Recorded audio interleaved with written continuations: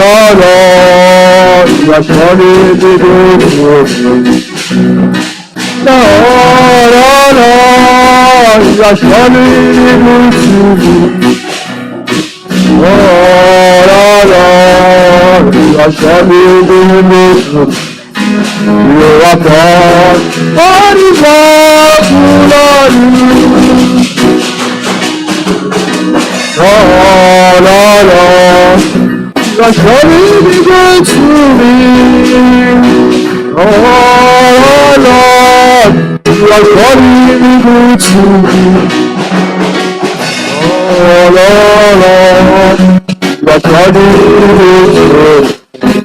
You are God, what is love, Lord, Lord, Lord,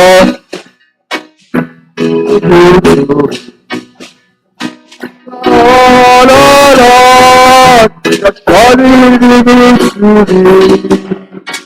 Lord, just surely be good to me. You are God, what is love, Lord.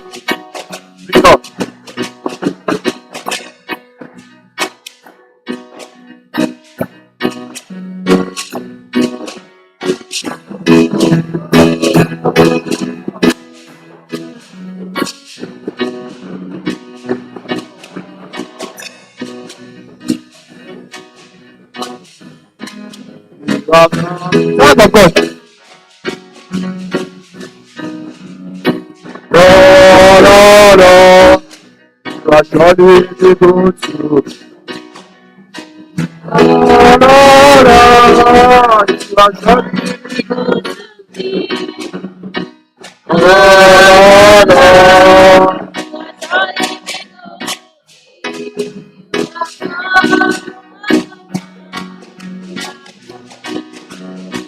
I cannot be.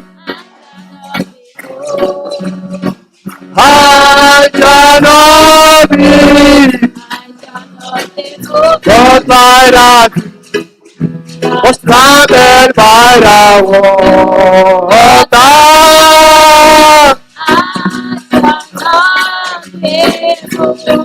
I cannot be moved.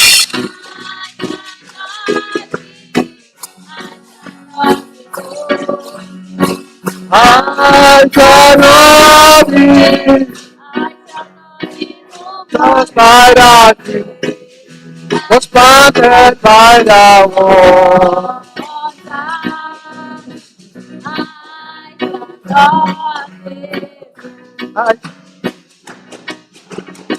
I cannot be. I cannot be.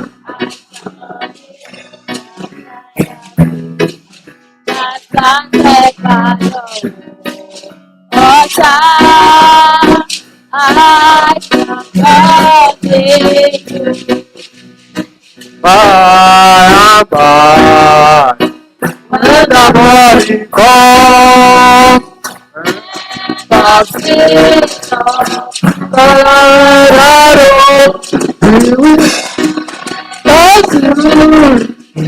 I will overcome.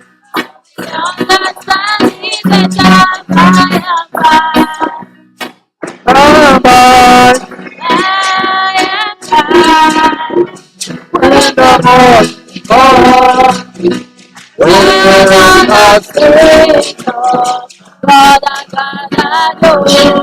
When the spirit I will overcome. For we understand it better by and by.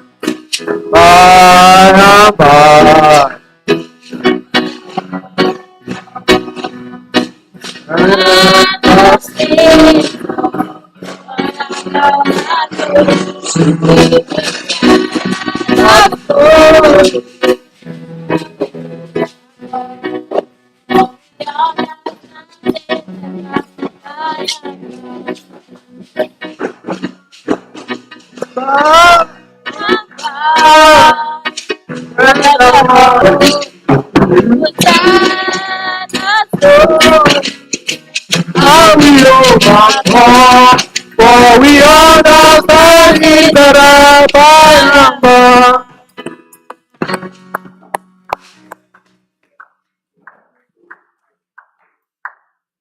Amen. Let's give another round of clapping offering unto the Lord. Amen. I want to thank the Lord this morning for healing me. I was sick, but He was there with us. Working with God is not that we will not have problems or challenges. The evidence of working with God is whatever condition we find ourselves, you see God there with you. He was there with us, and we appreciate Him in the name of Jesus Christ. Amen. Let's give another clapping offering unto the Lord.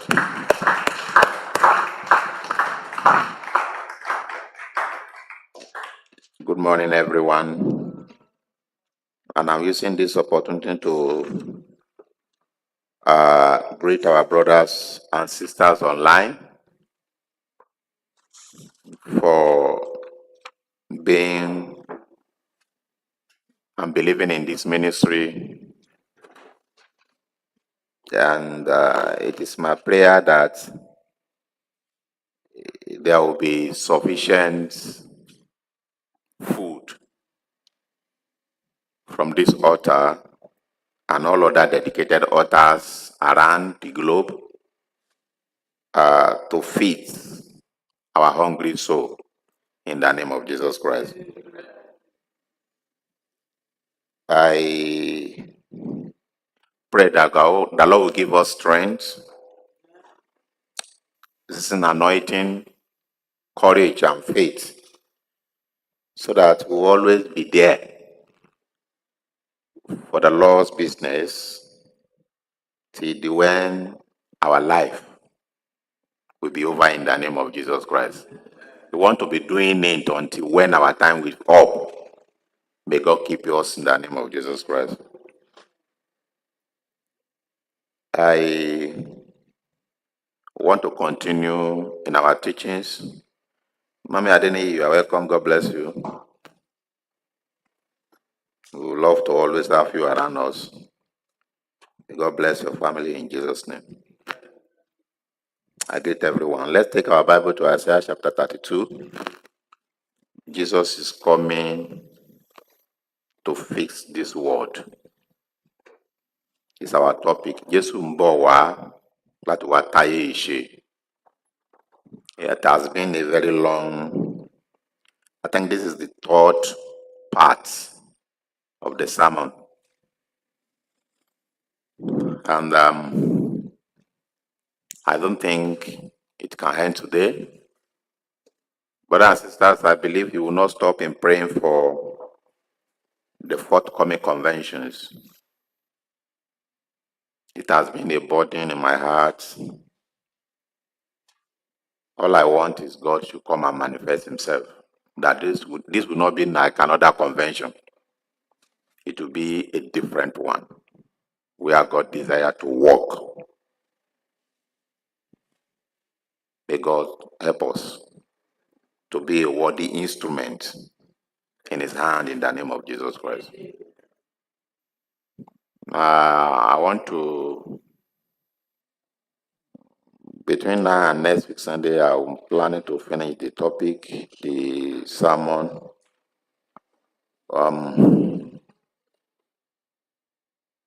I just pray God will give me strength. I have an invitation to somewhere to travel to preach in a local assembly. I pray God will give me the grace to honor it in Jesus' name. So let's take our Bible. Are we there? From verse 1 to 5. Isaiah 32. I will leave like 10 minutes for Baba to Please help us to round up the service. Isaiah 32. Behold, a king shall reign in righteousness, and prince shall rule in judgment. And a man shall be as hiding place from the winds, and a comfort from the tempest, a river of water in a dry place, as the shadow of great rock in a weary land. And the eyes of them that see shall not be dim, and the ear of them that hear shall hearken, and the hearts also of the rash shall understand knowledge, and the tongue of the stammerer shall be ready to speak plainly. The vile persons shall be no more called liberal, nor sure said to be bountiful. Father, bless your word in Jesus' name. In Jesus Christ's name we pray.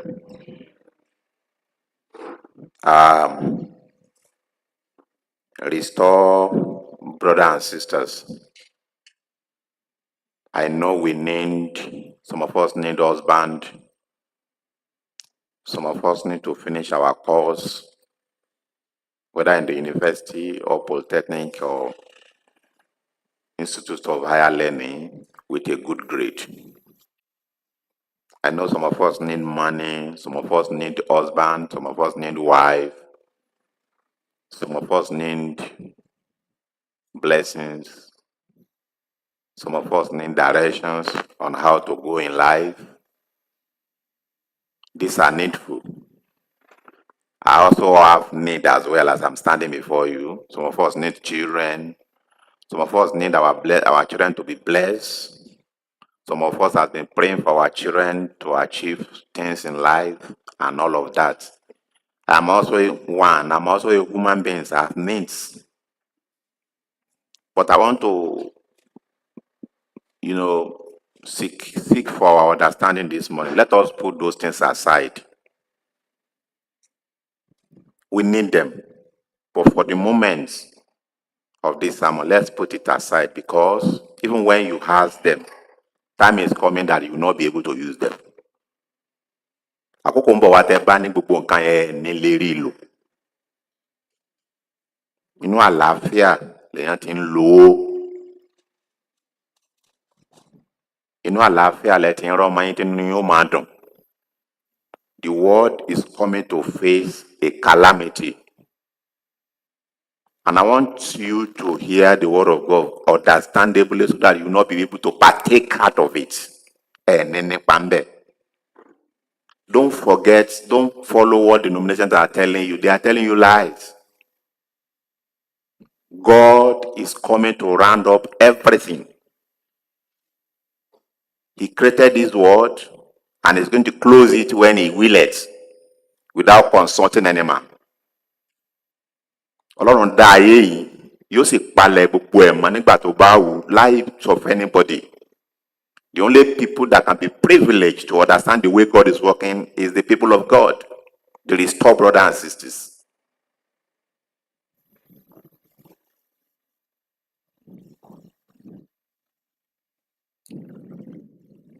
And then, brothers and sisters, tell denominations not to be mocking Muslim religion. Their own is coming.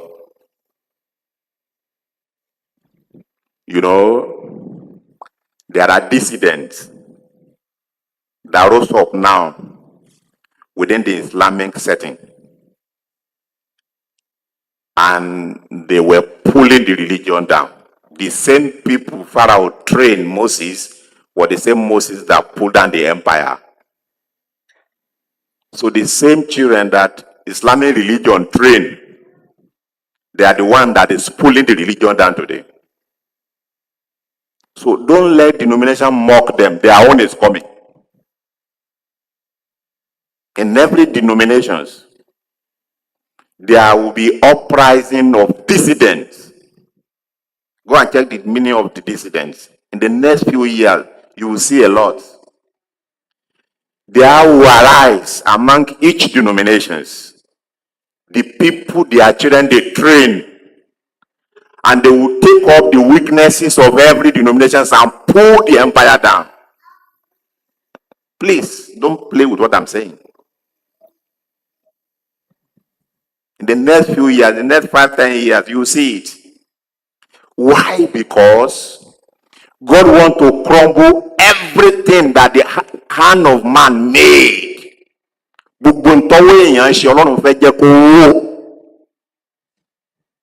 Every government will not stand. Every worldly system and institution will not stand in the next few years.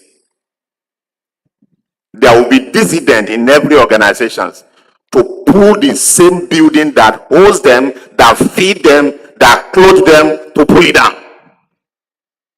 So that the world can be looking up for the kingdom of the prince. Káyébà lè gbójú sókè pé ìjọba náà dà tí Jésù Olúwa wa. Not it o. Even if I'm no more, it will happen. May the Lord bless us in Jesus' name. So the kingdom of God, the only system that will not fail is the restored people. It's only church they have a little man in it. It's only church, it's only system that will stay, that will stand. And that was what the Lord Jesus Christ said. That will pull down everything. May the Lord bless us in Jesus' name. This prophecy, this kingdom of Christ has been foretold so many times in the Bible. Let's see Isaiah 2.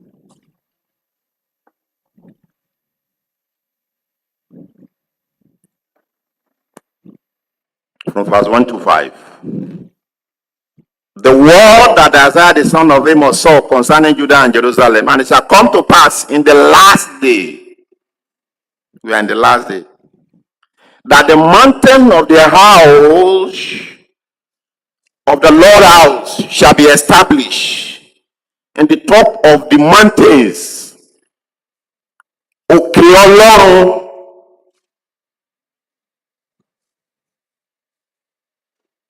If you are looking at the interpretation, this is parable, is proverbial. Oweni. The government that is the government of God shall be established.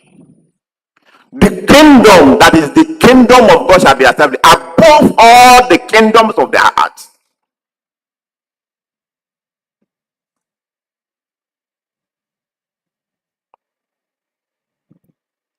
In the top of the mountain,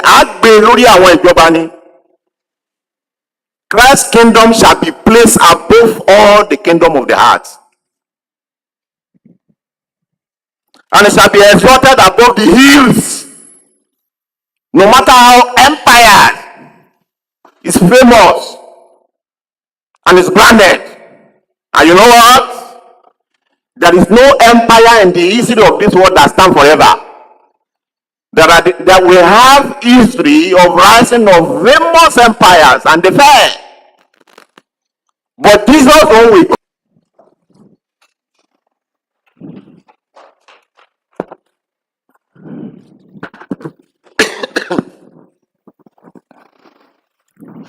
above all these.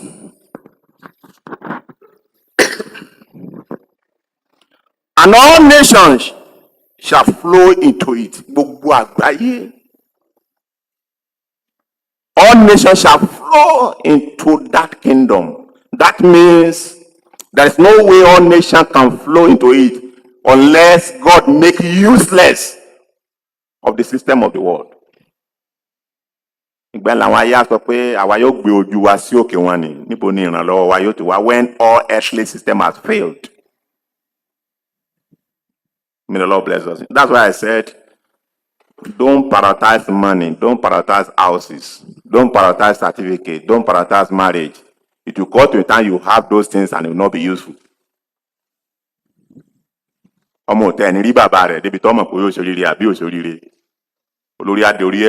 seen some videos, some clips in the online. There was a woman that They were pranking people that they shot people before her. Instead of that woman to carry the child, he carried a pocket and left the child behind.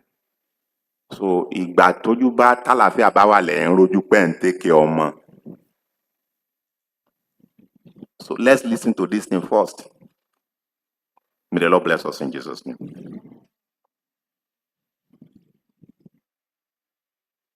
So it is when everything fails, all denomination fails, all religion fails, all churches fails, all government fails, all institution fails, then people will remember there is a Lord somewhere.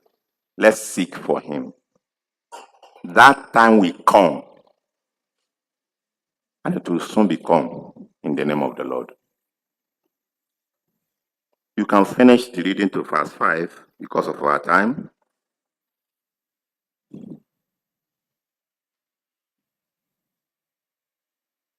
Let's see Psalm 115.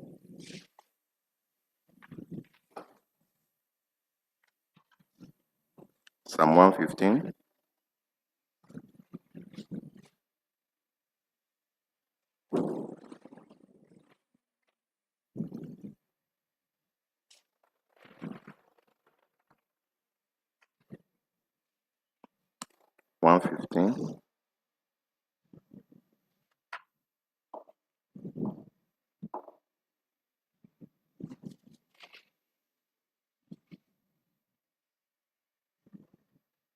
Verse 16.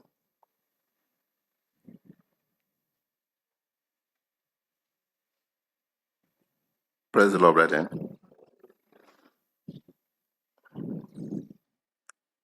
Don't believe in what men are doing. I've said it earlier when I started this sermon. Look at this scripture very well. 16. The heaven where God is, even are the laws. Ọlọ́run ló ní. But the heart has he given to the children of men. Ọlọ́run kó ayé lé àwọn kan lọ́wọ́.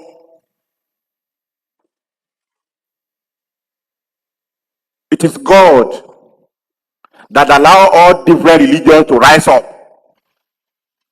It is God that allow all different denominations that rose up against the word of God to be flourishing to today. That is not the news. The news is when God is ready to close everything, nobody can hold him.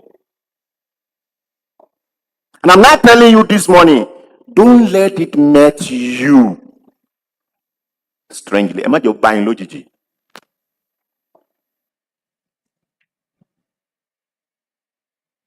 May the Lord bless us in Jesus' name.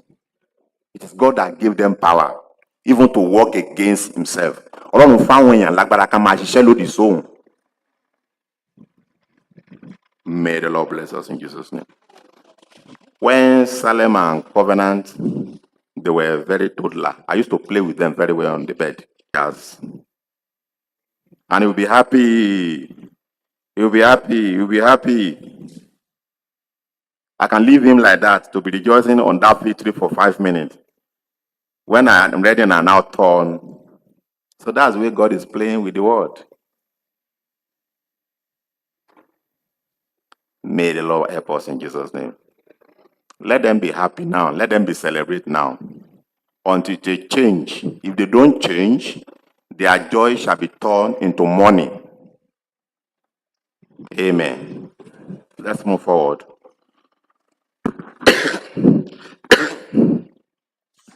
Excuse me. I'm still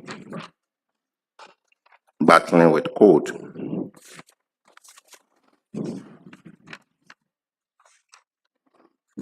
If you want to understand this message very well, you can go and consult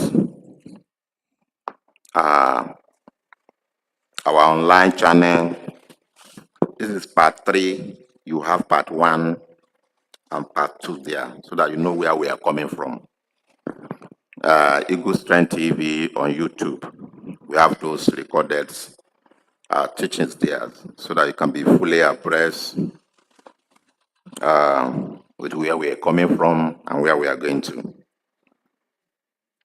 Praise the Lord, brethren. If you look at, we read the other time, Hebrews chapter 12, that God will shake everywhere. God will shake everywhere.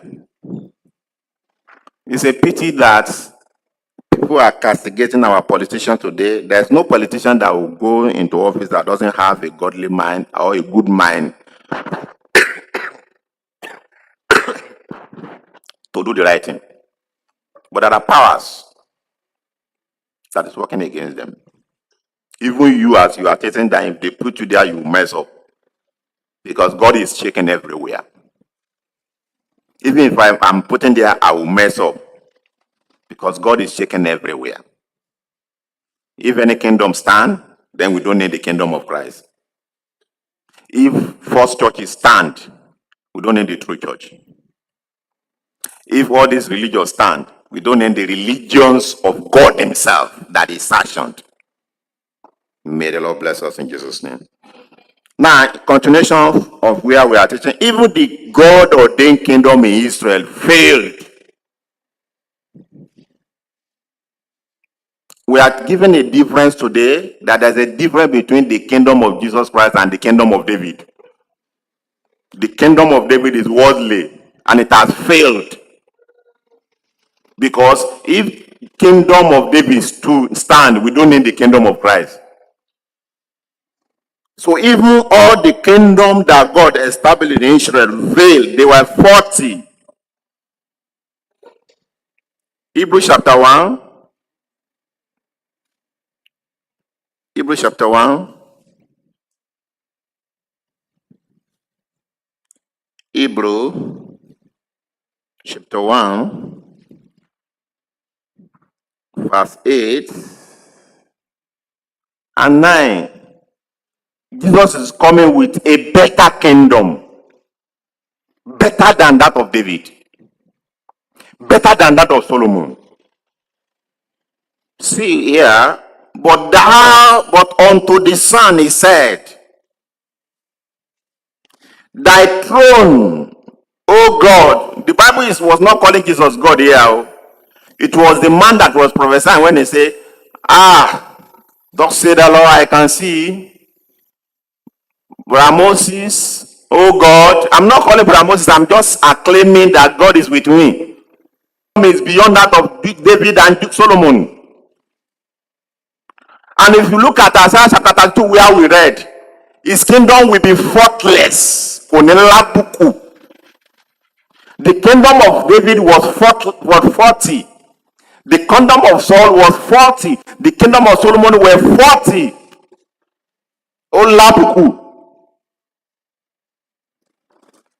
And scepters, you can see now, a scepters of righteousness is the scepters of thy kingdom.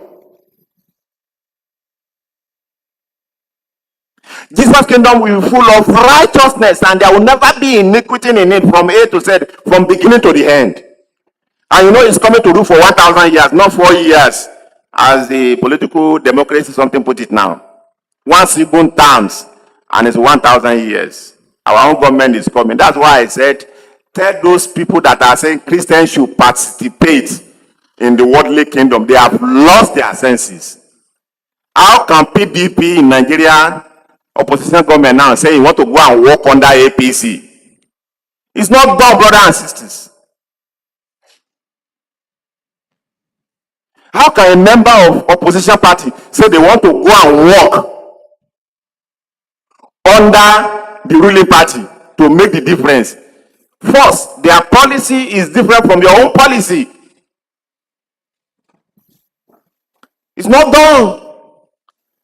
So all we will do is that we will step back from their kingdom and be campaigning to people of our policy, what they are doing wrong that we can do right, and how we will do them right. Wait for when we win election and we'll be in government. So this, these people We lack understanding. And that, Jesus Christ knew all these things when they said they want to make him king. He said, my kingdom is not now. I can't walk under devil. God has given this word unto Satan and his followers. They are ruling now. It is their tenure. They have not finished their tenure of office. Until they finish their tenure of office before we come and assume our own tenure.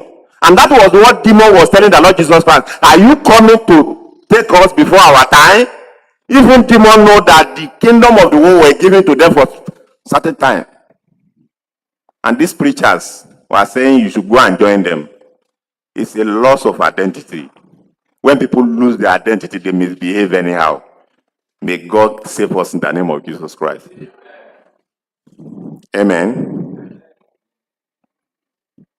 So, look at verse 9. Thou hast loved righteousness. That is the virtue of the Lord Jesus Christ. That is what Jesus Christ have, and no man have it. And hated what? Iniquity. Therefore, Jesus was proved. It was not just God. God did not just put him and say, you'll be the head of my kingdom. He was proved the way David was proved. David was proved, he failed. Every one of us were proved, we failed. The government of the world were proved, they failed. Empires were proved, they failed. That's why God cannot use them. God will have used Babylonian Empire as his own kingdom. God doesn't have sentiment if he has not failed.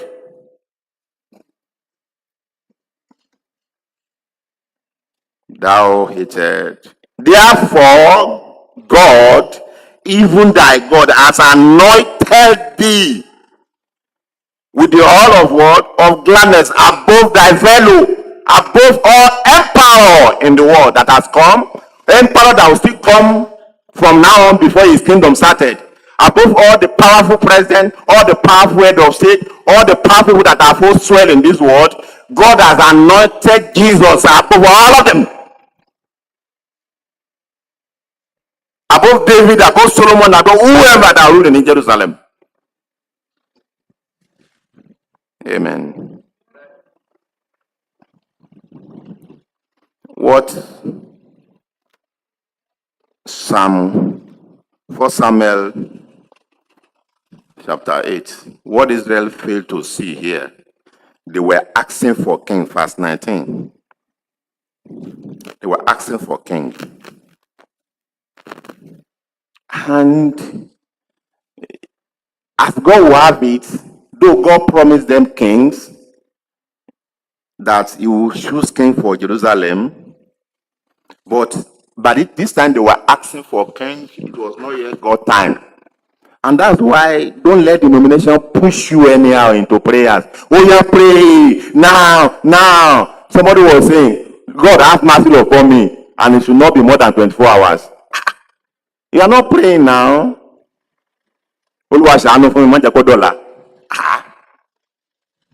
How? You are asking God to have mercy on you, and you are giving God time. Look at yourself now. Look at what the next denomination put you into. You are no more praying. You are commanding, as if you are commanding your servant. God have mercy upon me at your own what? At your own time. He reserved the will to decide when he will help you, and whether to help you or not helping you. And that's why so many of us pray. They will say, pray. Even if you don't have destiny, oh yeah, ask for one. How can you pray and put yourself in a destiny that God does not order for you? Destiny is say have time. You can be asking for a wrong thing at the right time, because there was anointing.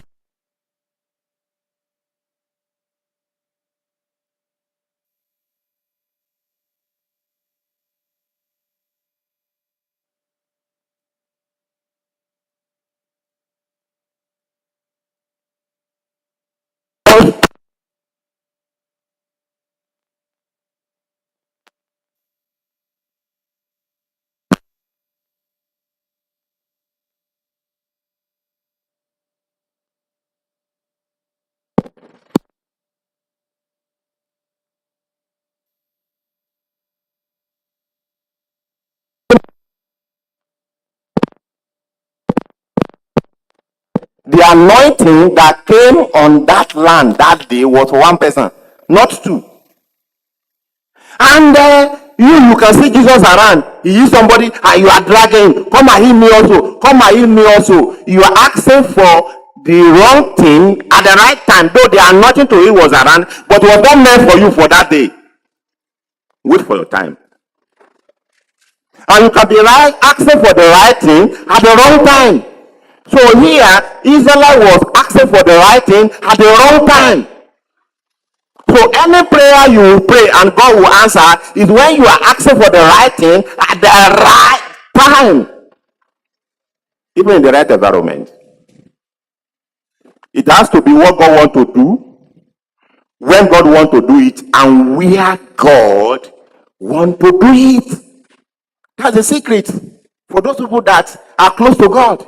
We don't pray anyhow. Since when your father has been praying anyhow, what are they achieving in these denominations? They ask. Nothing to show for it because they are praying what? In a maze. May God teach us how to pray in the name of Jesus Christ. Samuel explained everything to them. When this king come, he will do this to you, will do this for you. They say, and the Bible says, verse 19, nevertheless, people refuse to obey the voice of Samuel. And they say, nay, but we have a king, we must have a king over us. Want to pray anyhow? How can you pray anyhow? Are you praying for your colleagues? God, your mate? That we are talking to him anyhow? They say we will need king. Samuel warned them, verse 10. If you get to, you can read all those warnings. He said, and he said, this will be the manner of king that shall reign over you. He will take your sons and appoint them for himself, for his chariots. You will be slave under the king you are asking for. They say we want it. May the Lord help us in Jesus' name.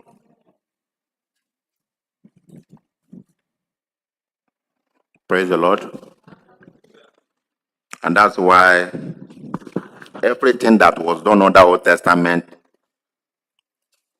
except the law of God that is true, the law givings and commandments were true.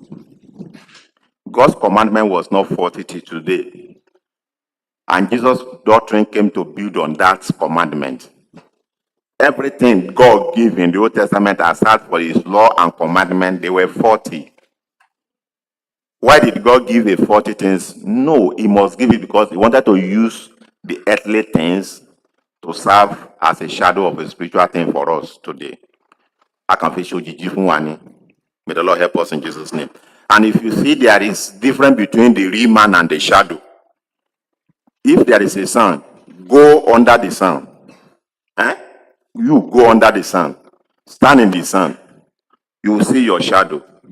Your shadow will have resemblance of you. But the shadow will not have all your body features. Shadow can reveal one hand and hid one hand. Shadow can reveal one ear and hid the other ear. Shadow can reveal one leg and hid the other leg. But when you look at the image, you see yourself, every part of your body clearly. That is the difference between Old Testament and what? And the New Testament, brothers and sisters. So you don't expect shadow to be perfect. But you can see the reflection of the image in the shadow. May the Lord bless us in Jesus' name. Why? Israelites were asking for king. Are they doing something wrong? No. In the book of Genesis chapter 49, precisely verse 8 downward, there was a promise of God that he will give the people of God kings. He said, through Judah, thou art whom all your brothers shall bow down to. A scepter shall not depart from Judah. Okpalade will not leave Judah. That means it's the Judah that will produce the king in the land of Israel. And a lawgiver between his feet. That means whoever shall be the lawgiver shall be based through Judah. That was the promise. That was the promise.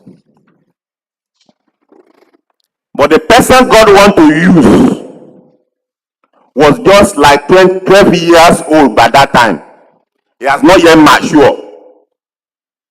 And Israelites were asking for king.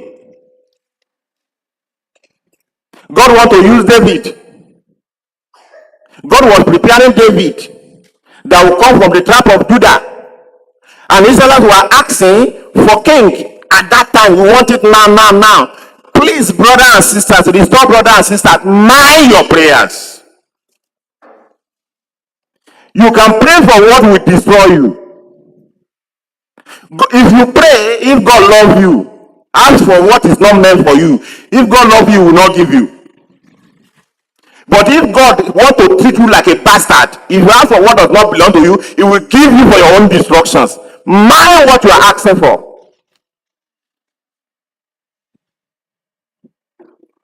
Mindful of this denominational gathering you go to, they will push you to pray anyhow. Only me in lọ́rú ìjọ wọn torí wọ́n kàn tí ọkọ̀ gbàdúrà àti òyẹ̀kọ̀ gbàdúrà ni. They will push you into sin.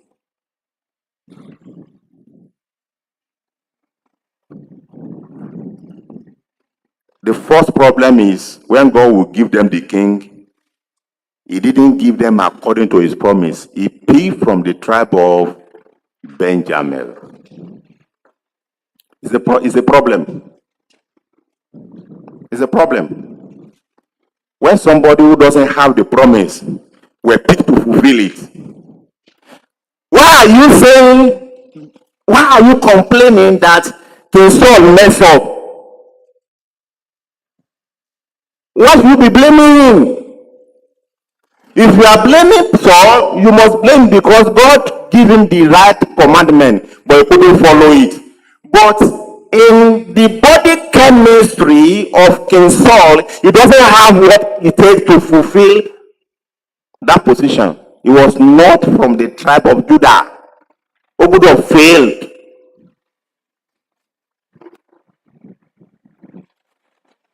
That was why when daughters of King Saul, who happened to be the wife of King David, spoke against King David, David told the daughter, he said, my God, prefer me before your father.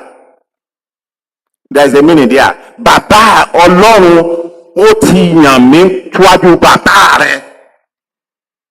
It was Israel that couldn't wait. Israel mi ò lè dúró bàbá rẹ̀ bá ti má jọba kò yẹ.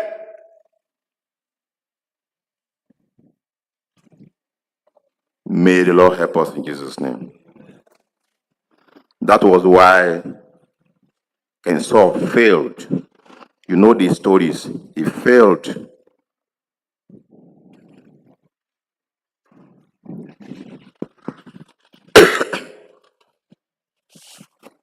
And one thing I want to say about Saul, go back when you get home and go and read 1 Samuel chapter 8. Go and see what Israel wanted from their king. They are asking for. Most of those things that the Israelites want king to do for them, King Saul did contrary to it. Go and read your Bible very well. The first thing was that King Saul should be a shepherd. But what do you have in the time of Saul? The same king who should be protecting the sheep was running after a sheep. He wanted to kill over David. Shepherd want to kill one of his sheep. That was what we have in the time of Saul. It was a mess of kingdom. And while he was pursuing David, somebody came to tell him that I saw David with the high priest. And it's like high priest gave David bread and gave him the sword of Goliath. King Saul ran into the temple, called the priest. So you are now my enemy. You are giving my enemy. For God's sake, what has David done to Saul? Nothing. It's because of envy and rivalry. Do you know that a shepherd commanded all the priests that was in the service that day to be slaughtered before the temple? King Saul said they should slaughter the priests. He commanded his army. Is anybody there to slaughter them? I thank God, because you cannot be born and bred in Jerusalem and does that. The Bible says none of the people born in Israel removed their sword against the priest. It was one Gentile boy that was in King Saul's army that did that.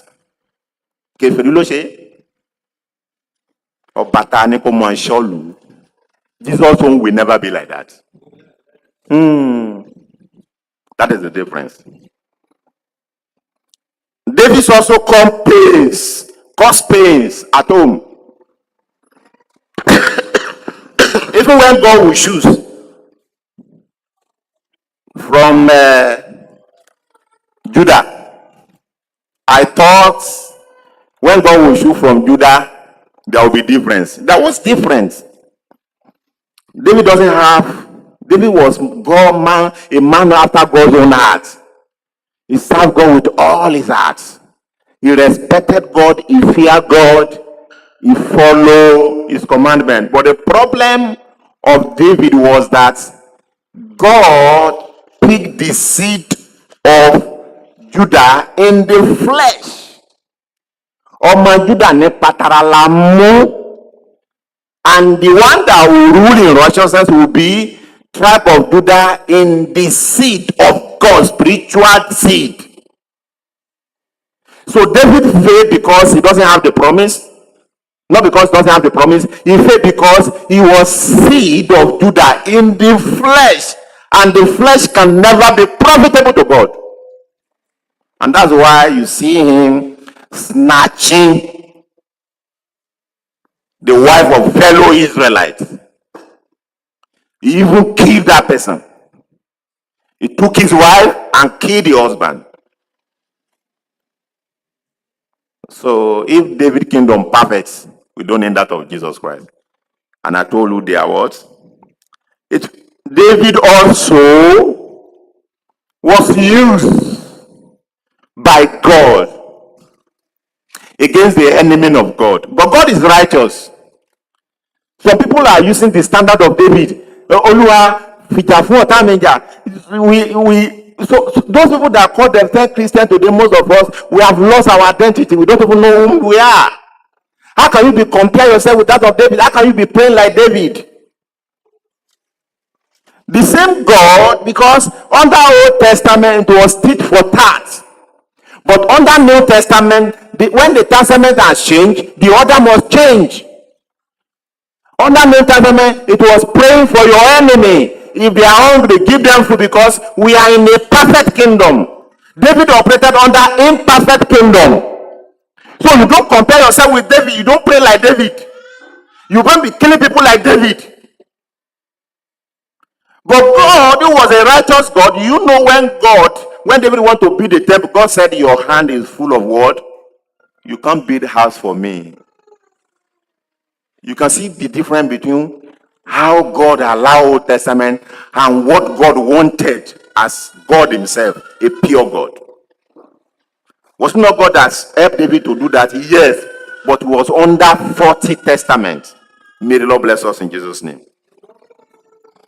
When Solomon came on board, we thought Solomon would be different. Yes, Solomon was different. He was bloodless. He feared God. He has wisdom. He has time to. David does not have time to really take care of the sheep. He was always on the battlefield. But Solomon has time to be at home to take care of the people of God. You can see how many thousands of people that hit at Solomon temple every day. He accommodated people. But behold, the same hand He used to be the temple for the Lord. He used the same hand to build idolatry temple for his wife. May the Lord bless us in Jesus' name.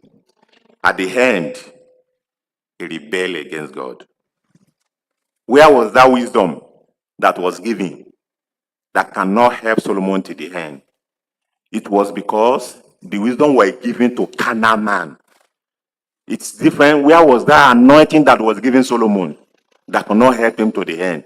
Because the anointing was given to carnal man. But the anointing on the Lord Jesus Christ was given to spiritual being. That is the difference. May the Lord bless us in Jesus' name. They are all shadow of a better thing to come. And if you have listened to our tapes on the YouTube channel, you'd see at different time where we make a difference between the kingdom of Jesus and the kingdom of the Old Testament. The difference between Moses and the difference between the Lord Jesus. When God will pick a lawgiver in Exodus, he didn't pick from Judah. He went and picked from the tribe of what? Of Levites. The Bible says Moses was the meekest person on earth, but Ajebinko, the same anger that destroyed the chances of his father Levites, was the same anger that destroyed Moses. So that's why we are telling our brothers and sisters, change, so that everything that comes out of you can change. You woman, change, so that everything that comes out of you can change.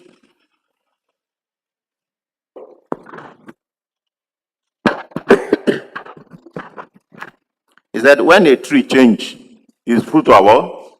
Shall be changed as well. If you don't change, if you don't tarry in the presence of God, that the Lord will change your nature, your children will be more than you. Every weakness is in the father is in the son. And every weakness is in the mother is in the daughter. What did not allow you to enjoy your husband is in your daughter. It will not allow her to enjoy her husband. What did not allow you to have a good wife or a good husband is in your sons and daughters. It will fight them as well. Everything that fought you will fight your children and your daughters. Just wait for time. Look at Solomon. Look at Moses now. The same anger.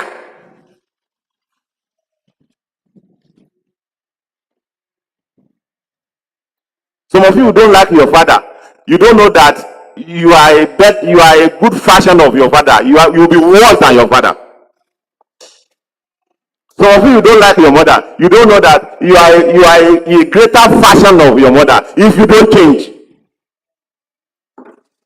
What affect the father will affect the son. What affect the mother will affect the daughter if you don't change.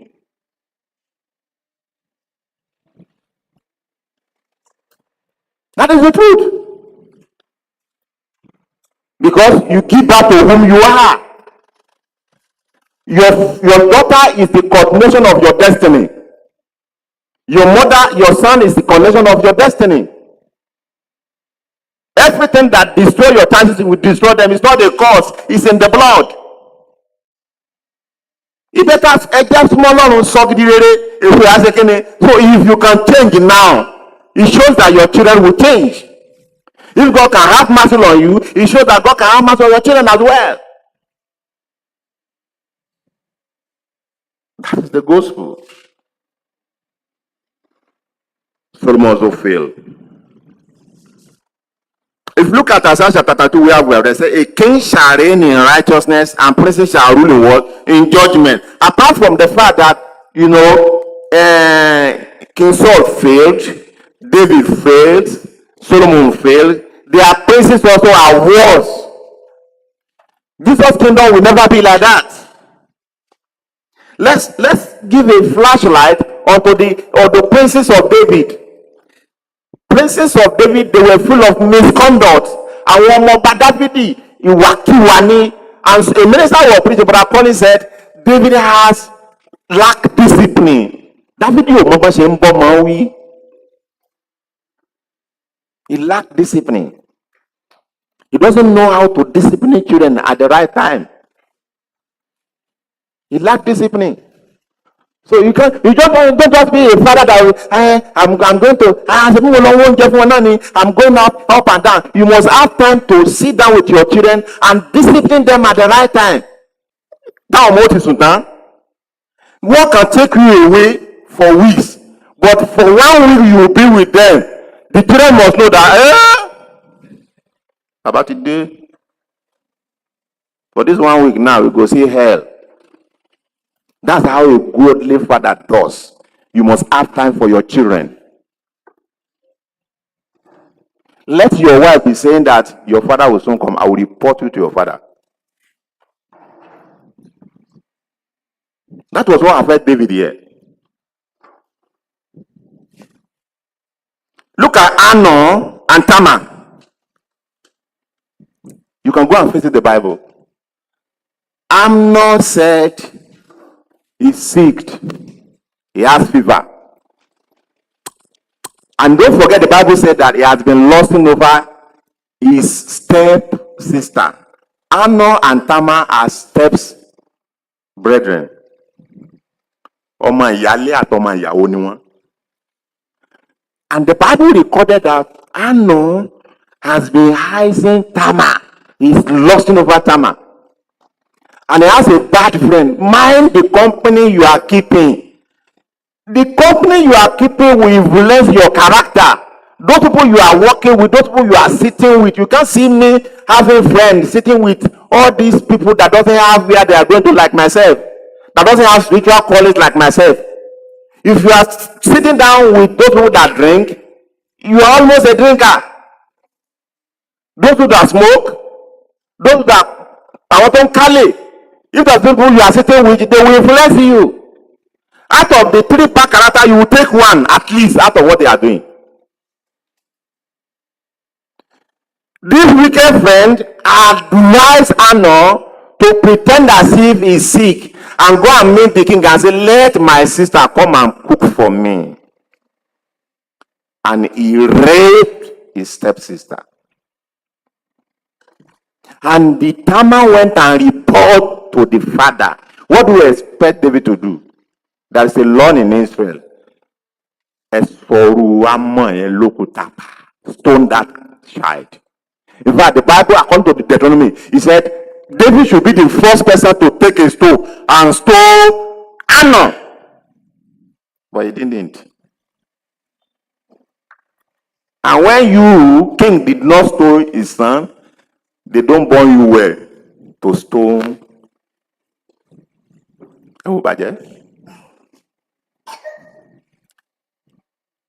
Ọkọ̀jú wa ti ń dàgbà, ọgbọ́n gorí ọgbọ́n ni.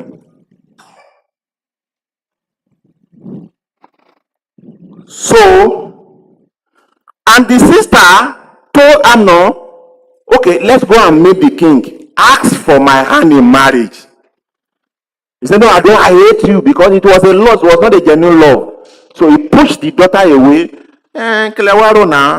Absalom. Was it Absalom? Yes. Was a dad. We are talking about, go and read Isaiah chapter 32.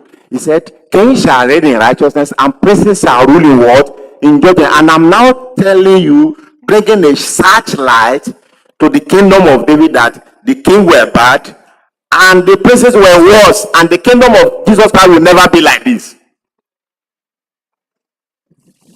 They stole Amnon. What should David do again? Oh yeah, bring me that boy Absalom. Oh yeah, take a stone. There is a law against the people that kill. There is a law against those people that what? That rape in Jerusalem. David did not do. And that's why, even before we reach the natural kingdom, the Lord Jesus Christ, the Apostle Paul said that you can't be insane and the grace of God will abound. So Jesus Christ will not overlook all our mistakes, any of our mistakes. If you are not submitting, the blessing will not come. And that's why, because some of us, our life has not yet been made right, that is what is hindering our blessing. Your life that is not right is hindering your marriage, is hindering everything, is hindering so many things until you change. Nothing will change. Our Jesus doesn't condone indiscipline like David, even now. And that's why the church will not condone indiscipline. Because the princes must rule in what? In judgment. Anybody that sin after 2 or 3 admonitions, bring him to the forward and what? Rebuke him. That is the kingdom of David, of Jesus. May the Lord help us in Jesus' name. Adonijah was reigning. How can somebody whom Father has not anointed, he just gather people together and say, I'm the king? And they went and told the king did not say anything. That is all we have. Look at the treason and felony committed by what? By Absalom. Absalom went and, raped the wife of his father. Of such opposition against the kingdom of David, pursue his father out of on the throne, set him on exile. And when they were, that morning that they were going, that the army of David is going to face the army of Absalom, do you know what David said? Don't kill that boy. How can you say we do not kill that boy? That rebellion boy? What Joab did was right in the faces of the law. But what he did by killing Absalom was wrong, because the anointed man said he should not do it. That was why God judged him. May the Lord bless us in Jesus' name. Because the anointed man of God said you should not do it. If you do it, you are wrong. Because God must respect the anointed. May the Lord help us in Jesus' name. Praise the Lord. So it is very clear now that the word salvation is not in the human hand. I said last week, the last time I preached here, I was not here on last Sunday, but one, that we should not trust in the government. What I am saying is that you should be praying for them, that God will help them, but don't put your hope in them. Don't begin to expect that they will do everything for you. Let good thing this government will do for you be like accident, unexpected to you. Don't expect, because if you are expecting and they don't do it, you will be disappointed. It is not in the hand of man to do good to any man. Take it or leave it. This world, no human being can fix it. As we are struggling to fix it, we will be destroying it the more. May the Lord help us in Jesus' name. No persons, no Nigerian can face the problem of Nigeria. They will always try their best. No world citizens, in the name of empire, emperor, in the name of big government, in the name of the police of the world. There are some nations that make themselves police of the world. None of them can guarantee peace and harmony in this world. Everything must be falling under the coming of the prince. May the Lord help us in Jesus' name. But if there can be, the problem is not, let me say it, brothers and sisters, I always want to make myself clear. This word is not the seal, it's not the tree. The problem of this world is not that we don't want good things. The problem of this world is this nature. It is this nature. Go and listen to previous sermons, teachings on this topic. It's this nature. Everybody wants to do good. Let me give you an example. When a man and a woman met, they can't, none of them will sit back and say, I will do bad to this man when we get married. The woman will not think one day before they marry that I will do bad to this my husband when we married. They will be preparing that, if you listen to them, go and interview them, say, when we marry like this, I will love my wife. I will take care. I will give him money when he wants. I will be at home. I will take care of him. To but wire the flesh will not. So every marriage starts right. But the problem is what? It's the flesh. And this flesh is phenomenal. There are lusts. There are your own way of doing things that will not allow you to have a peaceful home. There are environmental factors. When you will struggle, you can't get anything. And the woman who is at home will be expecting that alpha, can you? Don't tell me like that. So there are environmental factors that will be causing problem in your homes. Praise the Lord, brethren. So a lot of things. But the problem is, if we can have a renewal of this body, if this body can be renewed, if this body can be upgraded, then you see that if all human beings in this world can have an upgrade of this body, you see that there will be peace in the world. The problem is the compositions of our body.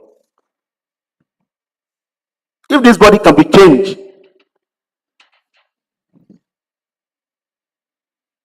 if we can have a certain power, innate power. When I say innate power, power from the mind to enforce the good thing you want to do. As you determine good thing for your family when you get married, ask those people that are in courtship now. I will do this for my wife. I will do this for my children. I will do like this. I will do that. I think if we can have power to enforce it, if there are innate power enough to say this is what I want and let it be, and it's like that, the world will have been in peace. So the problem is we need the changing of this body.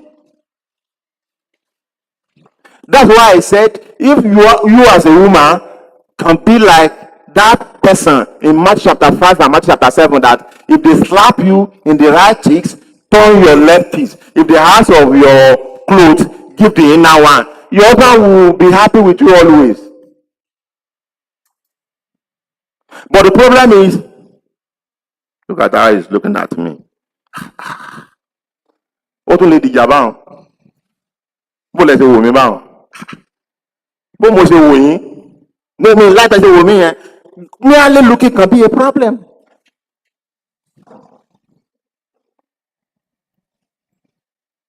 May the Lord help us in Jesus' name. The problem is this nature. John chapter 12, verse 24.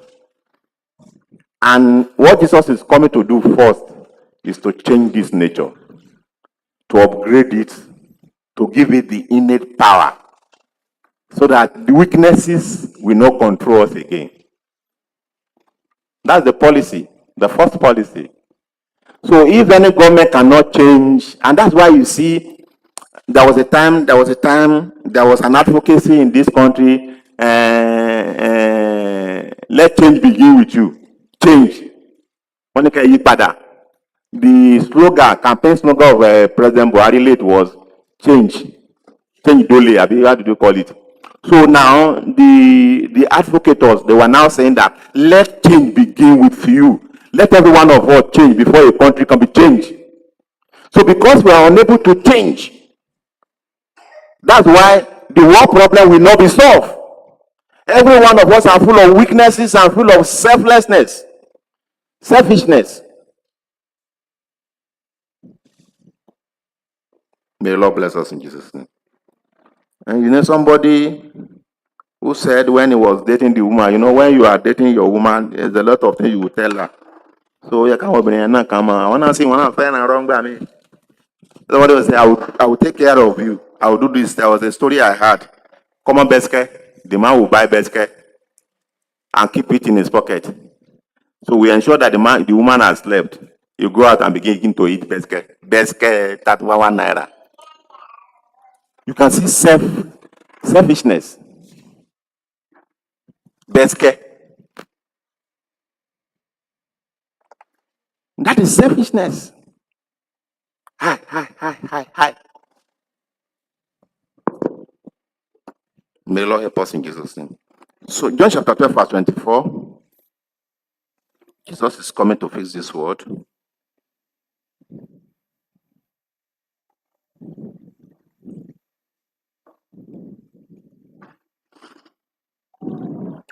I'm giving you, I'm telling you that what's the problem to solve this problem. And don't forget, let me take us to memory lane.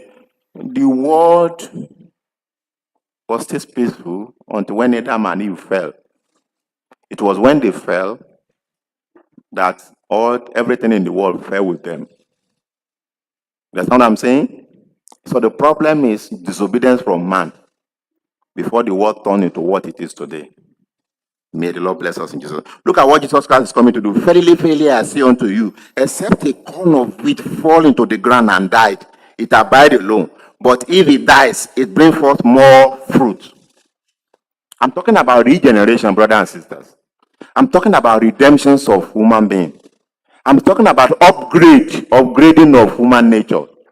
I'm talking about stepping up, changing our nature. So the world can never have peace until when human beings are changed to be divine, to be righteous. May the Lord bless us in Jesus' name. Let me give an examples. I don't know what they call them in our Greek. A bunch of maize or a bunch of corn. Idi odoko, genekon. And then let it be ripe. Let it be ripe. Praise the Lord. You can do the experiment. Let it be right. And don't forget there are seasons you must plant guinea corn. Guinea corn is not like maize that you can plant anytime. There are seasons of guinea corn. If you plant guinea corn not at its season, it will not make up. It will wait for its colizo. There are laws of nature like that. So a guinea corn, bunch of guinea corn, harvest it and put it. Just put it at your doorstep. Let goats come and carry it away. And go carry it away. Don't pursue that goat, leave it.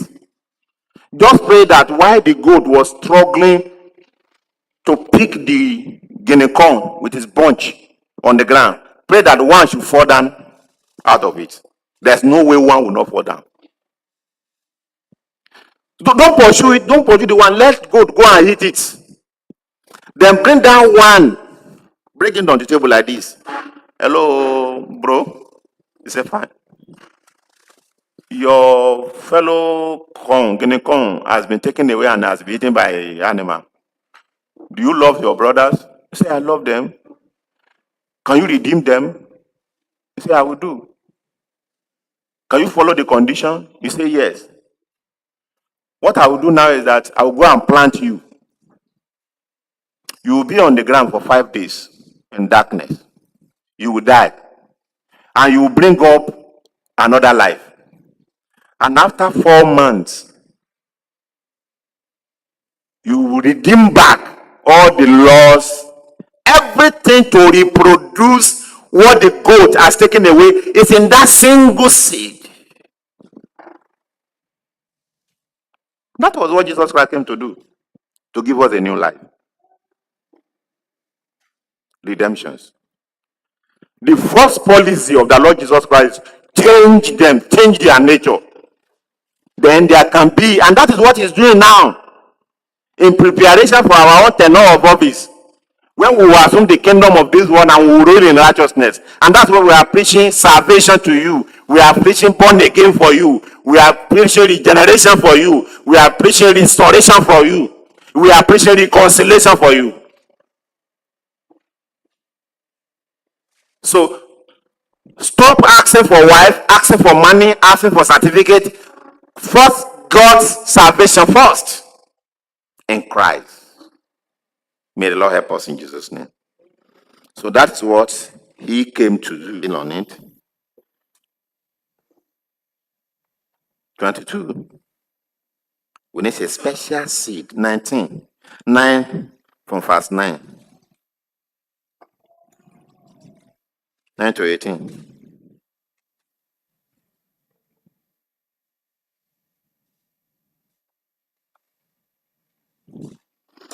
And they came to the place which God has told him of. And Abraham built an altar there, and lay wood in order, and burned Isaac his son, and lay him on the altar upon the wood. And Abraham stretched forth his hand, took the knife to slay his son. We don't need Isaac. Even if Abraham slaughtered Isaac, he can't fulfill what Jesus Christ will come and do. That was why God stopped him.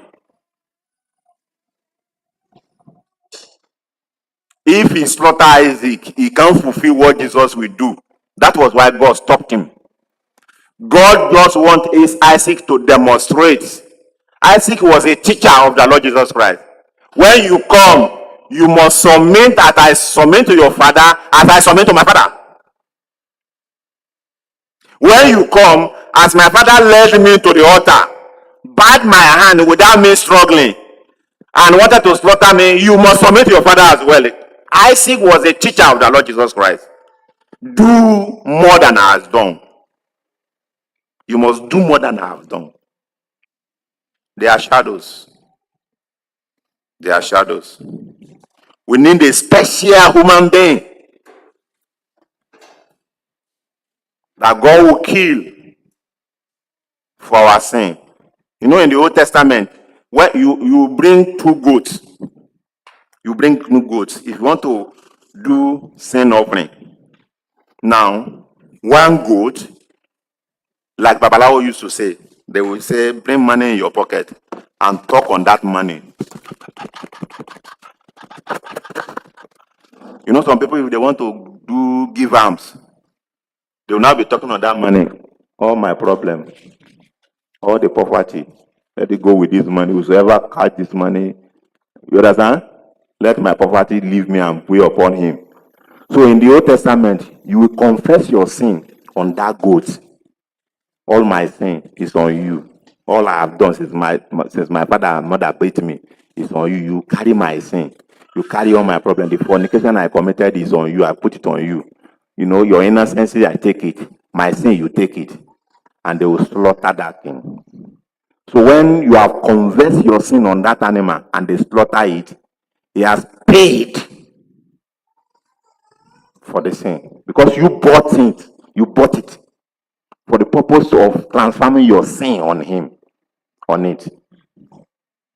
The second goat, they will say the same thing, and they will leave the goat to run away into the bush. Scapegoat. So that was what Jesus came to do. I was talking to a Muslim lady online in 2014 or thereabout. I said, the restoration, the death and restoration of Lord Jesus Christ is like when you have a brother who travel abroad and he has not been coming home for a long time, and you have a friend that you are playing what or whatever, or card or whatever, and while you are friends, you are not enemy of yourself, you are just playing together, and as you just say, okay, where is your turn, the friend fell down and died, and they said you have committed murder. The police arrested you, they charged you to court, and when the judge, and you know, the penalty of murder is what? Is for you to be what? To be murdered. Tit for tat. And when the judge has pronounced the death sentencing on you in the courtroom, as they're about to take you out of the courtroom, your brother came. And he said, leave him. Let him go. I will bear the consequence of his sin. Mr. Man, are you sure what you are saying? We are going to kill you. He said, yes, kill me in his stead. You know, it happened like that. There was a woman. Women do that in those days. I don't know whether today women can do that too. There was a man that was sick, and the woman knew that That man eventually became acting chief judge, as we had. And they said this man would die. The only condition that this your son will not die is that you will sleep with him on the bed, not intimacy. Sleep beside your son, and they will cover you with the same wrapper. And after 24 hours, one of the son will rise up and you'll be dead. And the woman agreed. The woman agreed. So you can see.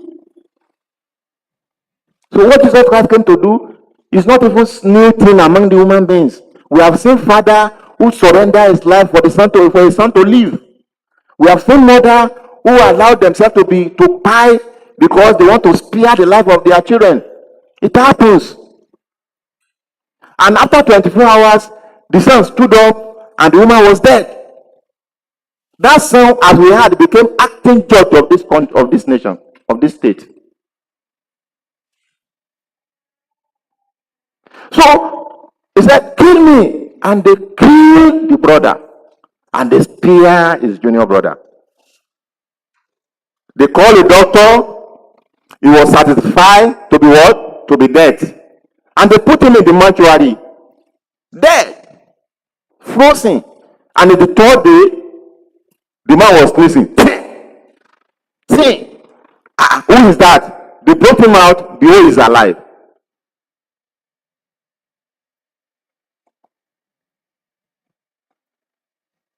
Can that judgment be repeated on me again? No, he has done once. He has died once. He has paid it off. The fact that he can live after the payment is his own work. And you are there mourning for the death of your brother. And as you just look up while you are sitting in the front of the house, you saw him coming.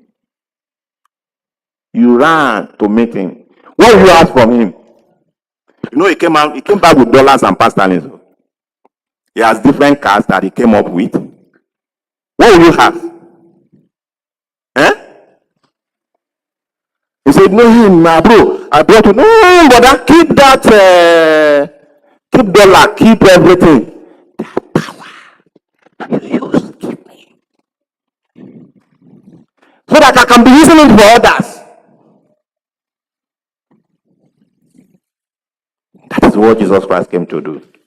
We need that special man. And that is what is here to do. We need that special stone. The last verse. You know, I don't know the particular, I can't remember the particular chapter in the book of Genesis. Why Jacob was running away from Esau. He wanted to kill him.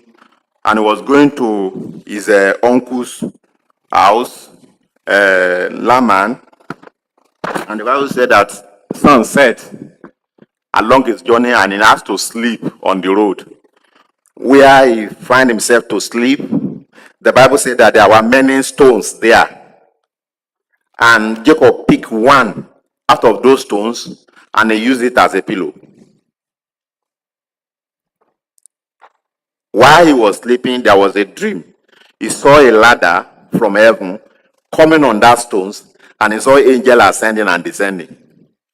So when he woke up, he said, I said, the Lord is here, and I don't know. So he took that particular stone, stand him up, and put on oil on that stones. Who tell you that our ancient fathers in the Gentile nation, they were not aware of the coming of Christ?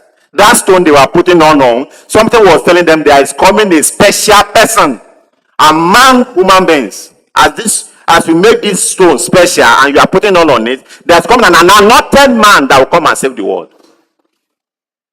It's in their mind. So, and Jacob called that place Bethel.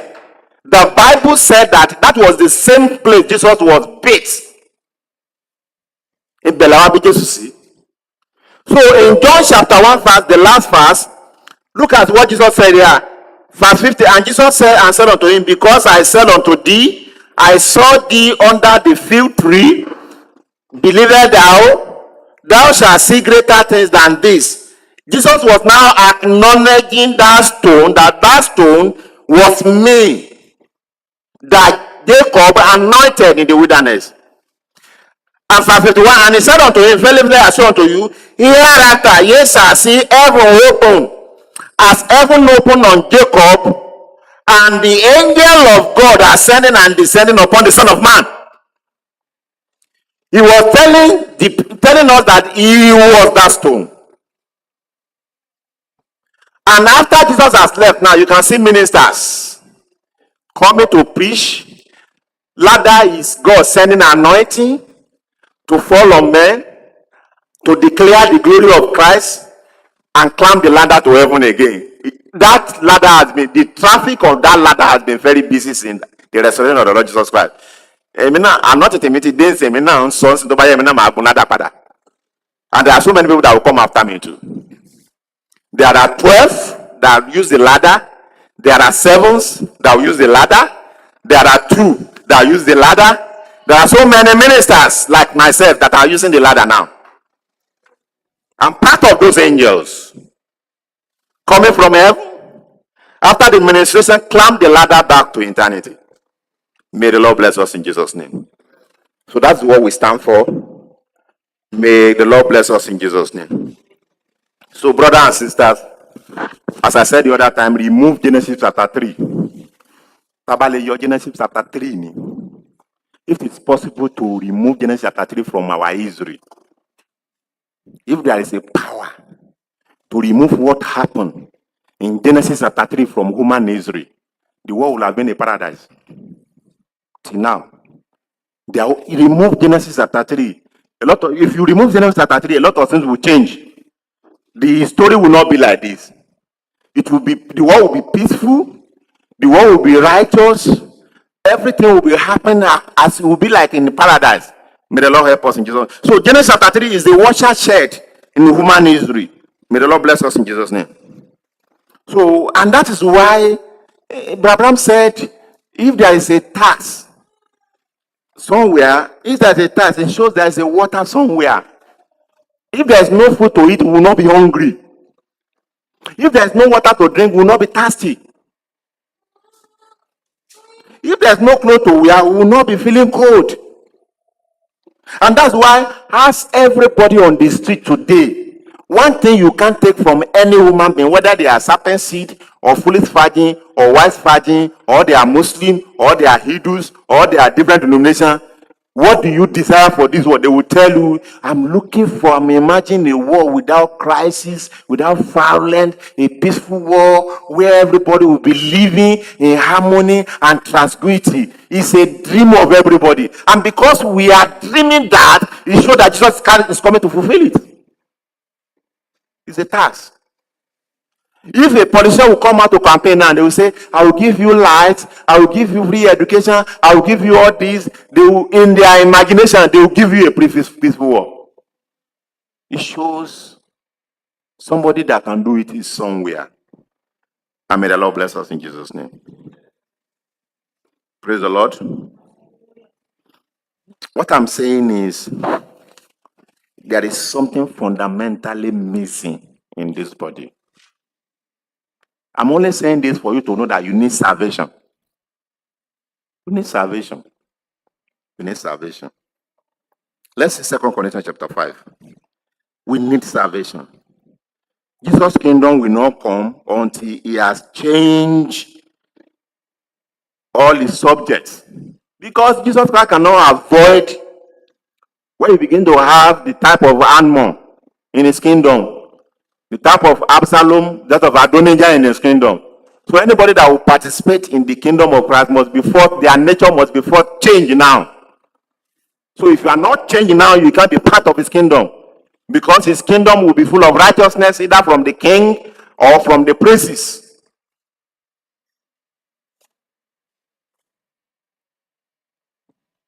From verse 1. 2 Corinthians chapter 5, sorry. 2 Corinthians chapter 5.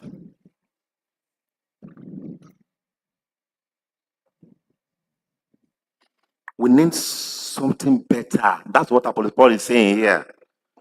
We need powers. to help these weaknesses. We need power over this body to make it peaceful, to make it pleasant. Power that will remove greed. That will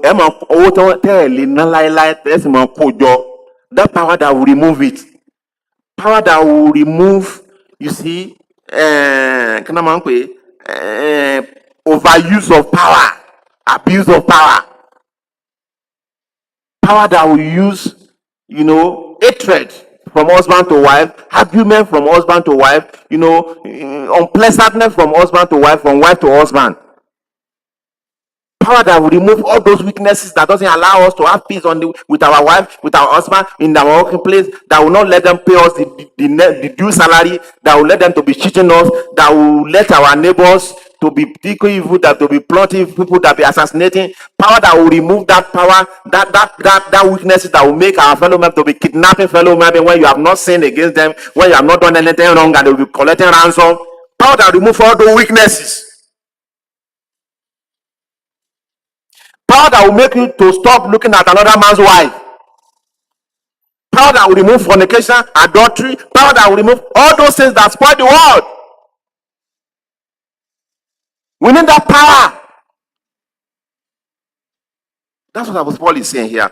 For we know that if our earthly house of this tabernacle were dissolved, we have a building of God and a house not made with hands, eternal in heaven. That is a clothes.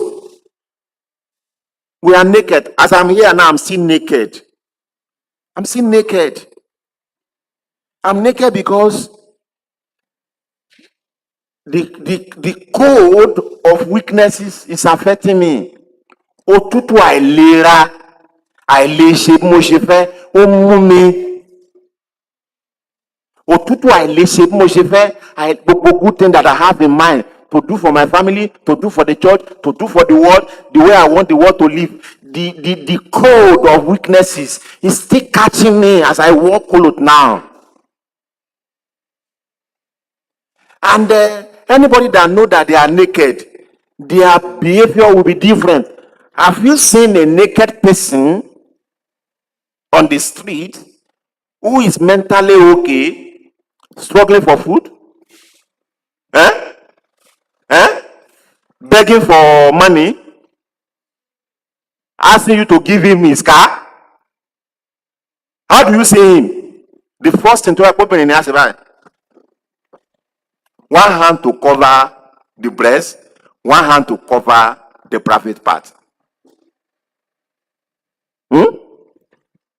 And you see him walking in a corner like this, begging for clothes. Please give me clothes.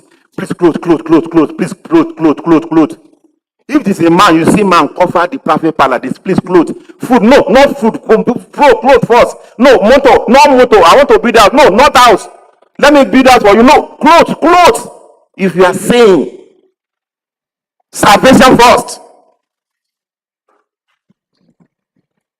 If you are spiritually saying, if you know that you have problem, salvation first. If you see a naked person begging for bread, that means that man is mentally what? Tire. Wèrè ló wà níwọ̀n wò tí ó mọ bèrè fún oúnjẹ tá máa bèrè fún owó.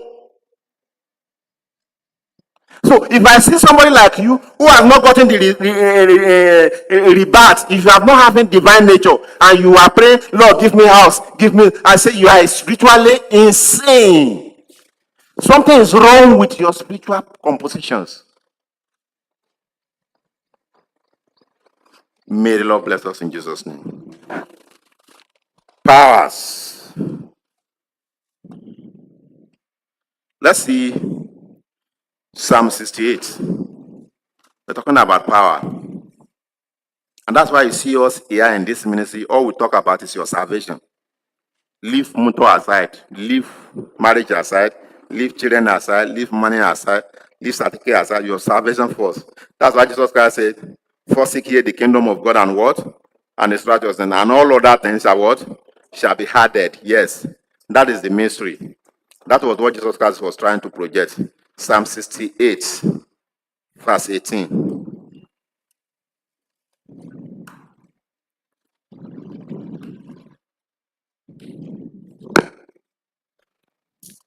was that power that the resurrection of the Lord Jesus Christ brought for men. Look at what he said here. Thou hast then ascended on high, and thou hast led captive, thou hast received gift for men, yea, for rebellion also, that the God may dwell among them. Praise the Lord, brethren. God gave mystical power to some men. And the power, the gift of God, if this, we are not talking about false teachers, so the true preachers. This is how to measure the true preachers. So you can use that yardstick to measure my ministry as well.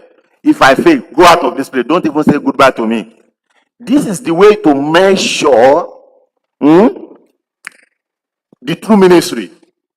There are two sides of the gift. You look at this Psalm 68 verse 18, it said, he gives gifts to men. He gives some to rebellion children. So where you see the true ministers, their emphasis, their prayers, their sermons will always be that we should have a change of nature. Their emphasis will be change of your nature, having divine nature. Any preachers, any sermon they are preaching, it will center on that. Any prayer they are praying, it will center because they know that we are naked. And because we are saved, the first thing we need is to ramp our nakedness.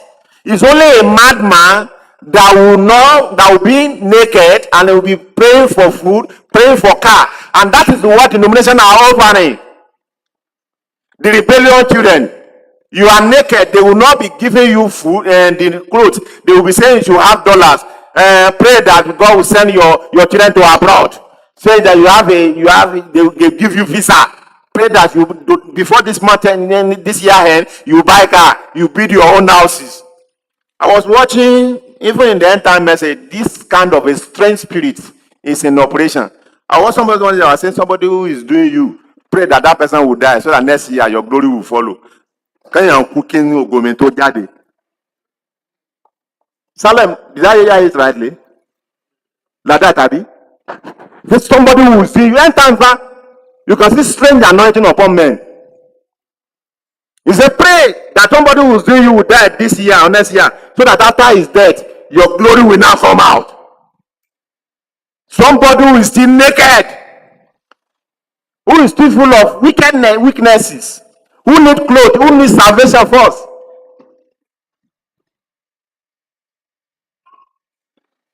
So look at that prophecy now. It's even against the commandment of our Lord Jesus Christ.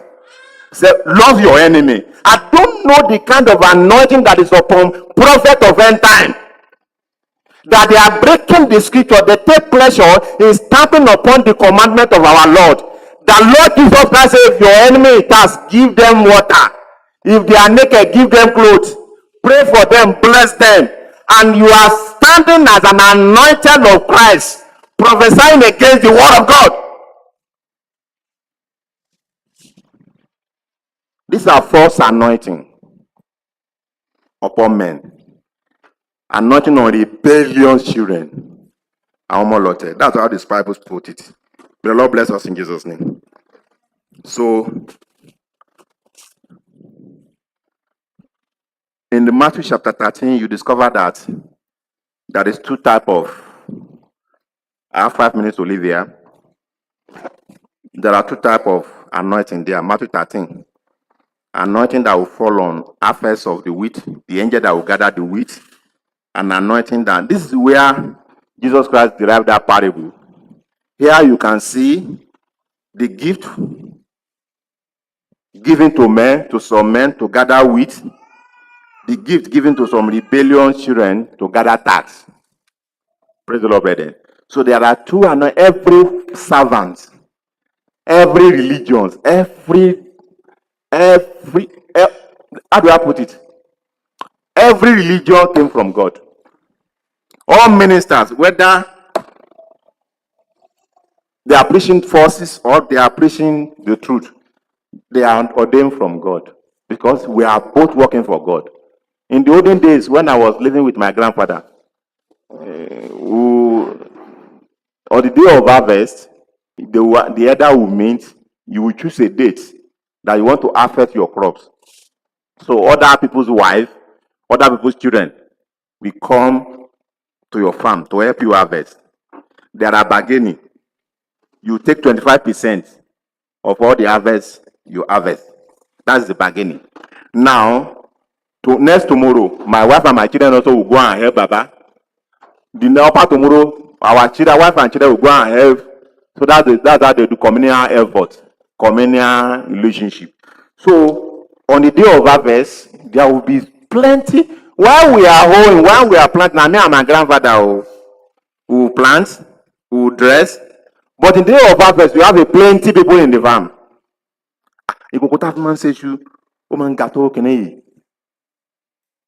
Because community will hit. You know what I'm saying, Mama? Ariwo, you understand what I'm saying? That time God I live with my grandparents. That's how I know all this thing. So I come back to praise Lord, brethren. So what am I saying? After the harvest, the same my grandfather will pay those people that came to help him harvest the wheat. The second day after the harvest, my grandpa will pay another man to go and help him gather the shafts. They will gather it between the hips. So long like this, long like this. He can walk there for my grandfather will pay him for gathering the task. So if you just put fire at this end here, it will burn to the end. So the same grandfather that paid those people that harvest the crops is the grandfather that paid the one that gathered the tax. So that's why it's God call every originator of every vision.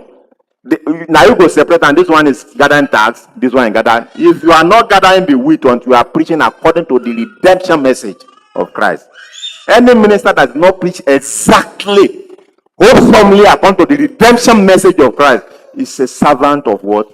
Of tax. Wèrè ló lè mọ fún wèrè ló ń jẹ ní ó táwọn méjèèjì wà ní òyò. It's a mad person that can be giving food, sharing money to fellow madman when they are naked. We are not like that. The first thing is my clothes, and when you come, before I give you water, brother, take your clothes. That is what is happening in this ministry. Your salvation first, divine nature first, righteousness first, pleasing God first. Before car will come, before houses will come, before you have money, before that institution come, if God destiny for you new, let's bow our head and talk to God.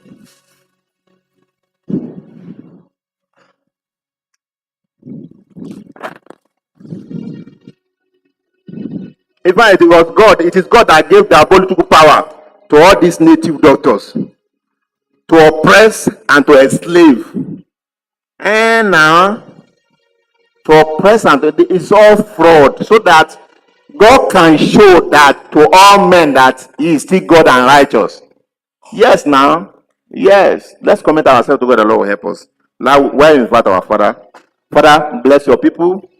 Let your word sing, and let it be part of us for righteousness' sake in Jesus' name. In Jesus Christ's name we pray. In the word of God, there is power.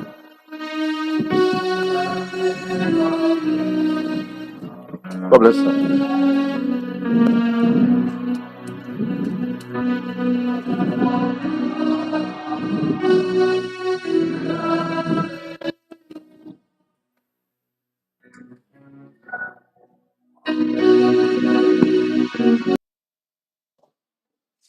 Praise the Lord.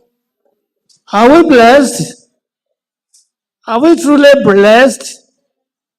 In fact, I believe if truly we believe the message, the dots believe it, it will stamp in your life.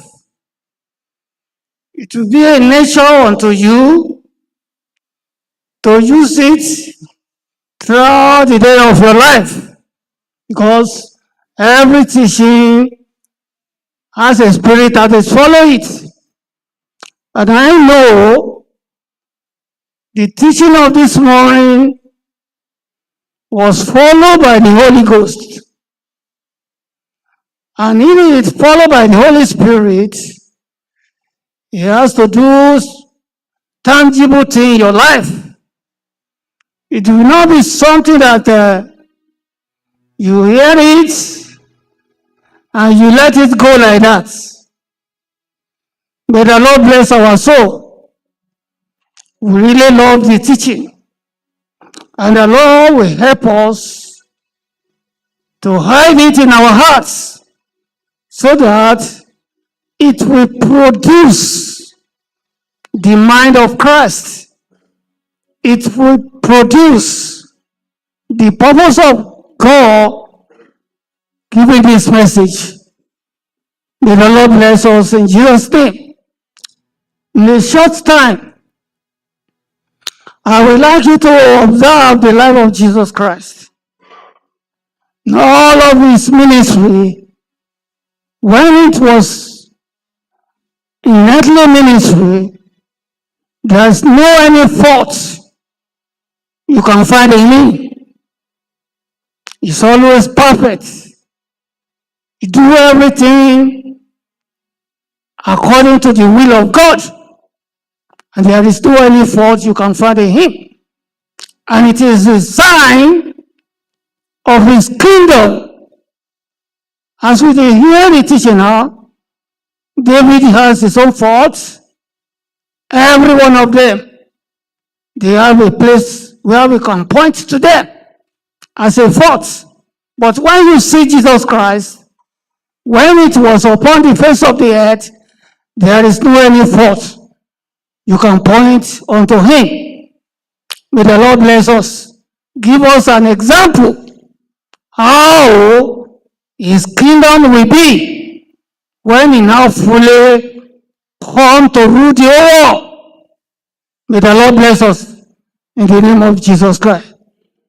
We shall now bow down our hearts and pray, Lord, let this word meet faith in my heart so that it will do me good. Let us bow down and begin to pray. Commit yourself to God. The word must not go in vain. It must produce sons and daughters of God. It is going to produce more of the body, more of the member of the body of Jesus Christ. As we're sitting down this morning, the Lord will bless your heart. Commit yourself to God, and the word of your heart must not go in vain to renew me back to the Lord Jesus Christ. You know, we have a promise for our day. And what is the promise? To return the heart of the children back to the faith of their father. And this is the word of restoration.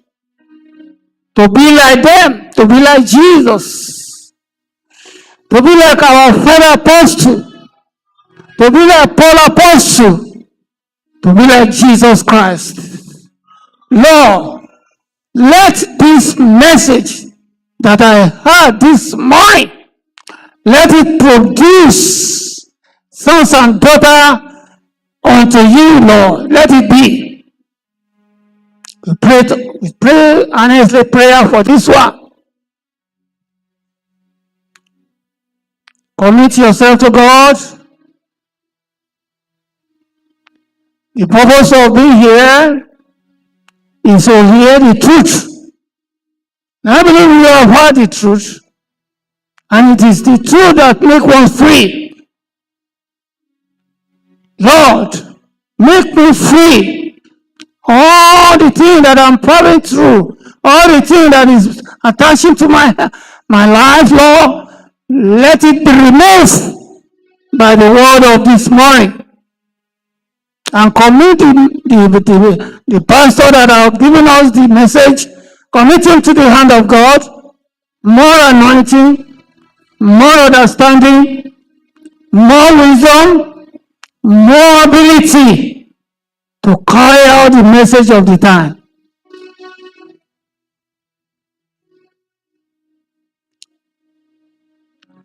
In the name of our Lord Jesus Christ, we pray. Amen. Amen. Shall we clap offering to the Lord Jesus Christ?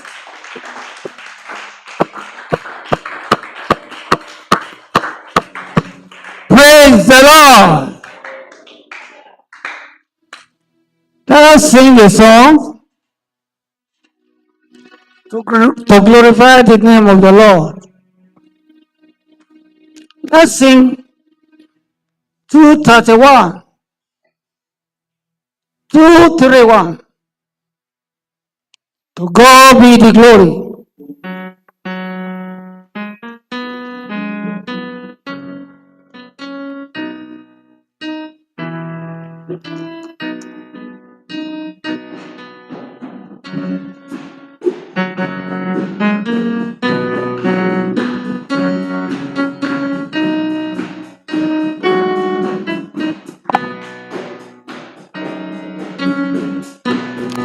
To God be the glory. Great thing He has done. So glory. Oh, He gave all His Son. For this life untold for sin. Open the right, the only holy. Praise the Lord, praise the Lord. There is Lord. Praise the Lord, praise the Lord. May the people to God, to the Father, to Jesus, the Son, And give and the glory. We take our dawn.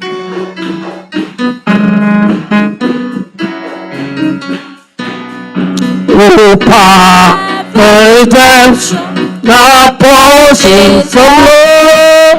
So every believer, the promise of God. The promise of them, no truly believe.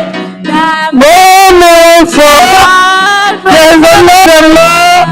let the people rejoice. Oh God, to the Father, they adore.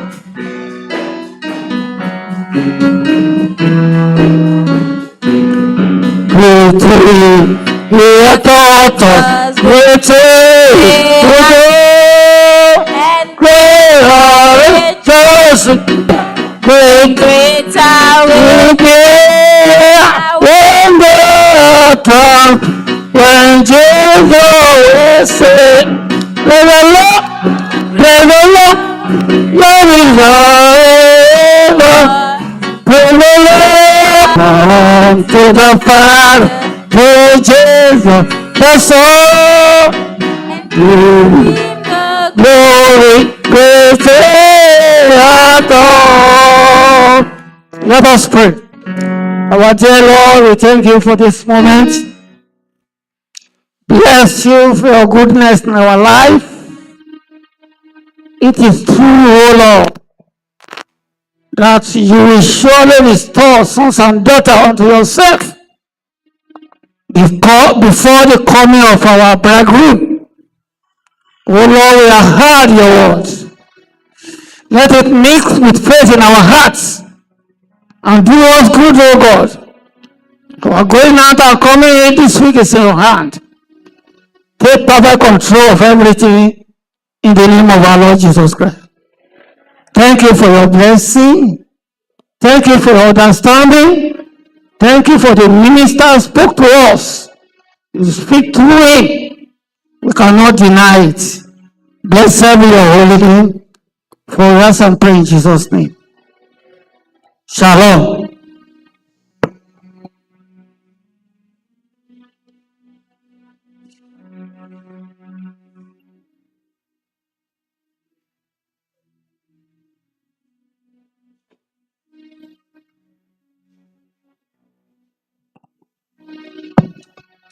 Praise the Lord.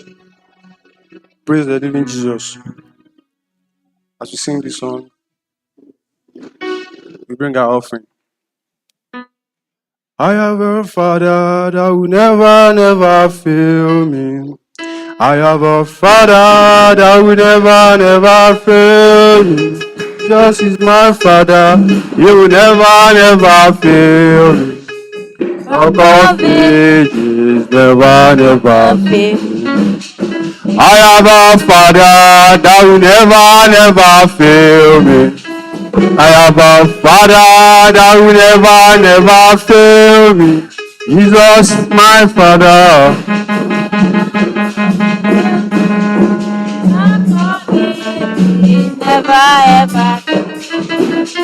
I have a Father that will never, never fail me. I have a Father.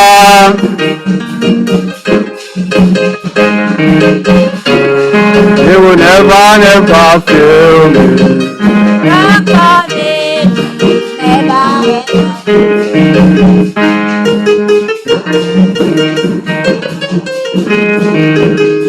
I have a Father that will never, never fail me.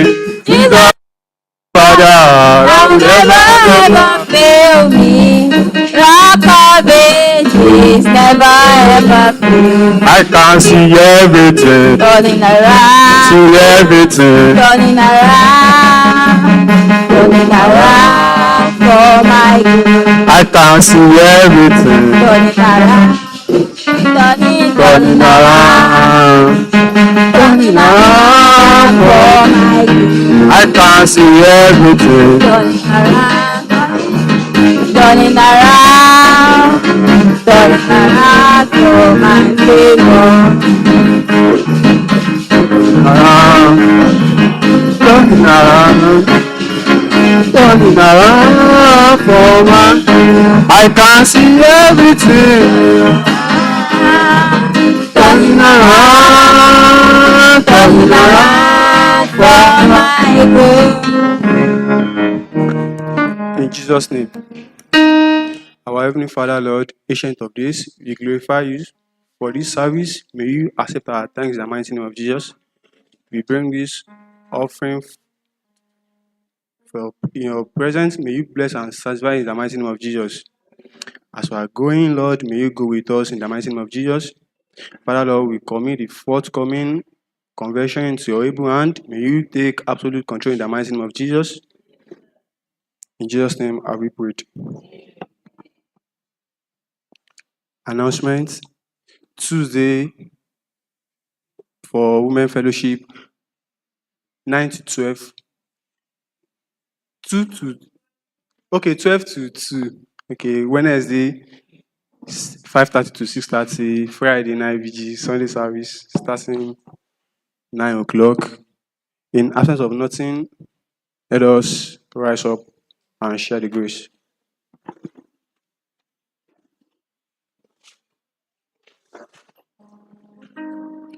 After the count of 2, 1, 2. May the grace of our Lord rest and abide with us now and forevermore.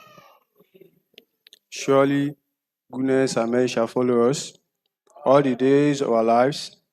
We shall dwell in the house of the Lord forever and ever. Amen. Shalom.